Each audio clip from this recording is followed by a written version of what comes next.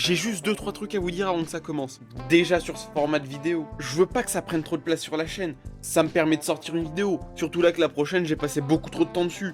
Et d'ailleurs, parlons-en de cette future vidéo. Il y a une part de je dois me bouger pour la sortir, mais il y a aussi que j'ai passé 3 fois plus de temps sur le texte que d'habitude. Alors, je ne vais pas arrêter les compilations, mais c'est juste pour vous dire que je ne veux pas orienter ma chaîne uniquement là-dessus.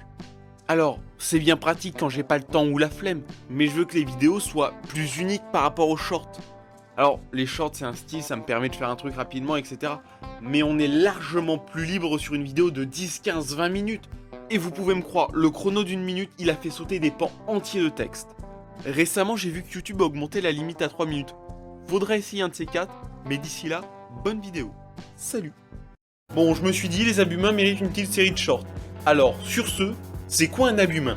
Les abhumains, c'est des sous-espèces humaines mutées plus ou moins volontairement, soit par manipulation génétique, soit à cause de la nature de leur monde d'origine. Ils sont relativement tolérés, comparés aux mutants, mais ça dépend des endroits. Ça peut aller de « Oh, t'as un troisième bras, bah tu peux travailler plus rapidement comme ça » à « Ah, m'adresse pas la parole, hérétique, démon !» En gros, être abhumain, c'est un peu comme être afro-américain dans les années 30.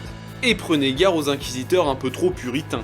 Mais malgré vos droits limités comparés aux citoyens lambda, on reconnaît un vrai intérêt à vos capacités spécifiques, comme les Ogryn et leur puissance brute, ou les Ratlings, très efficaces avec un sniper entre les mains. La dernière vidéo est sortie il y a quelques jours, lien en description. Bon, commençons par les abhumains les plus connus. Les Ogryn, forme de vie intelligente seulement de nom, les spécimens les plus aiguisés mentalement et augmentés cybernétiquement grâce à cette capacité hors du commun, peuvent espérer atteindre le niveau de réflexion d'un enfant de 8 ans. Certes, un enfant de 3 mètres est extrêmement meurtrier, mais surtout extrêmement claustrophobique. Ah oui, pour faire monter un Ogryn dans un transport, faut le vouloir. Et 9 fois sur 10, il y a un garde impérial qui doit se sacrifier pour le faire monter dedans. Alors, pas physiquement, mais les Ogryn ne sont pas réputés pour leur hygiène. Alors je vous laisse imaginer faire un voyage de plusieurs heures avec un mastodonte de 3 mètres qui pue la mort, juste à côté de vous dans une boîte de 2 mètres carrés. Oui bon, c'est un peu comme avoir un coloc à Paris, certes. Heureusement pour le garde, lui, il a que quelques heures à tenir. La majorité des mutations abhumaines sont souvent dues aux conditions de leur monde d'origine. Mais certains sont juste le résultat de carabistouilleries biologiques de la part des magos. Dans le cas des Afriels, le plan c'était d'améliorer des humains pour les rendre plus forts, plus rapides, meilleurs réflexes, plus résistants, tout ça.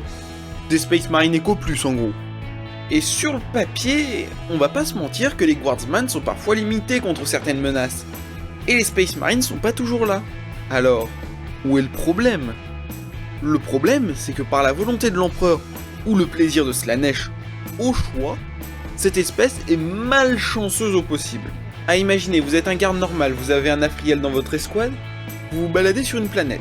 La dernière guerre sur ce monde date du millénaire précédent. Et ben je peux vous assurer que l'Afriel va marcher sur une mine, et il va la déclencher même si elle a un millénaire. Pour vous dire, et c'est probablement le plus parlant, ils sont aussi appelés les Homo sapiens maledictus. Ça veut dire ce que ça veut dire. En gros, soyez pas dans le même transport. Les Ratlings, c'est clairement des hobbits snipers aussi vauriens que tenaces. Couramment recrutés dans la garde pour leur capacité à camper comme des rats avec un snipe, mais aussi pour leur aptitude à supporter les zones les plus invivables, même pour les John Rambo que sont les Katachan. Après, ils ont un autre avantage, bien qu'objectivement inutile en plein milieu d'une mêlée. Ils savent déceler les intrigues qui peuvent malmener un régiment. Exemple, oh mon dieu, une boîte de munitions a été déplacée. Traître, hérétique, nous avons des espions. Que faire? Soyez choqués, please. Le truc, c'est que là où un commissaire fera un massacre, interrogera des soldats terrorisés par la seule vue de son képi, le Ratling, lui, découvrira en 3 fois moins de temps et sans aucune vague que c'est Henry, alcoolique de son métier, qui durant sa période de sobriété annuelle, a compris de travers un ordre qui ne lui était même pas destiné.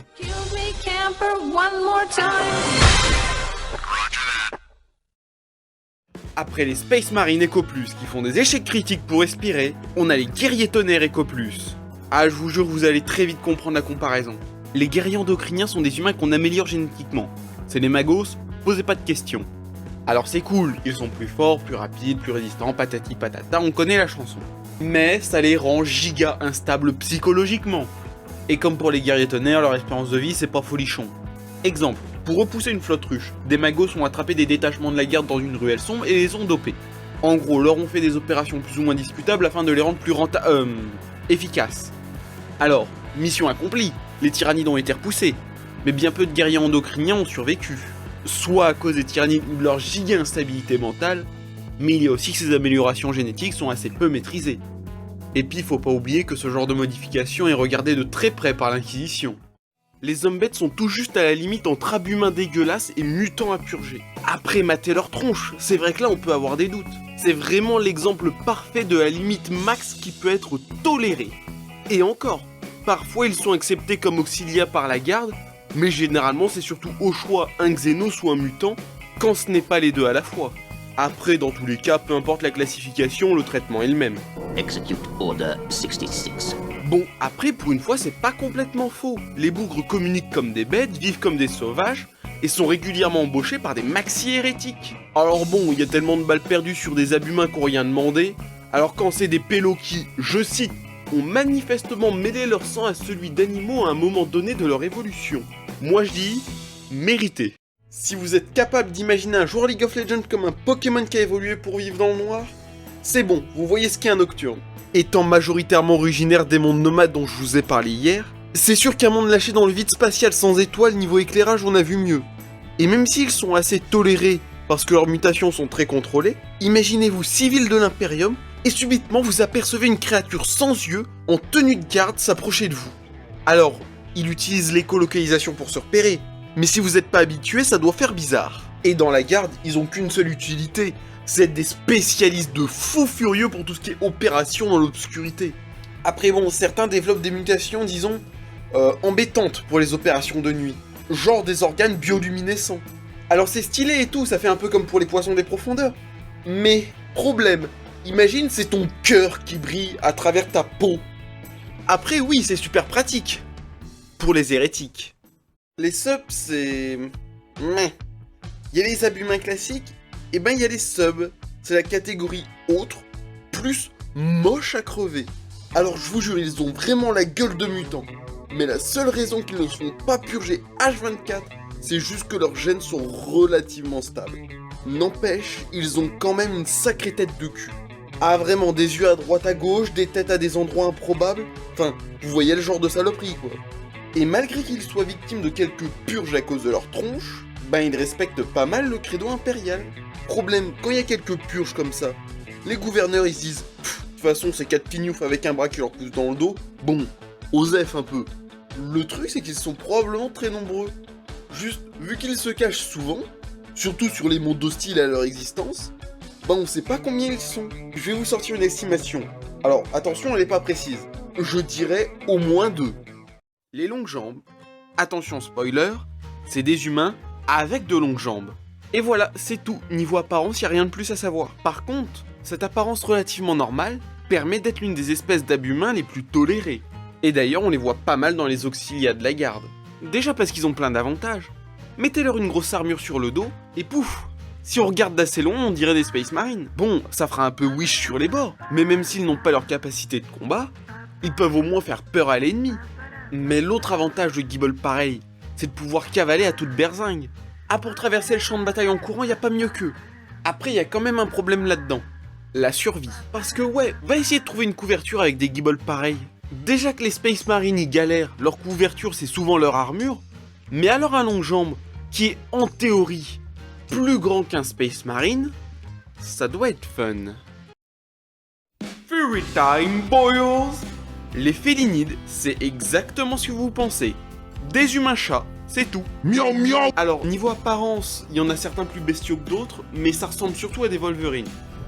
Techniquement, ils sont décrits comme très ressemblants à des humains, mais avec des griffes comme mon avant-bras. Après, dans leur cas, ça leur est utile, parce que, niveau gameplay, ça ressemble à des Khajiits de Skyrim.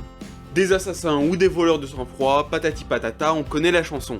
Par contre, j'aimerais poser la question, pourquoi dès qu'il y a un humain chat, il doit avoir le rôle de l'assassin ou du voleur? Ah, de toute façon, les matos, il y en a trop, je vous le dis. C'est bien, papy.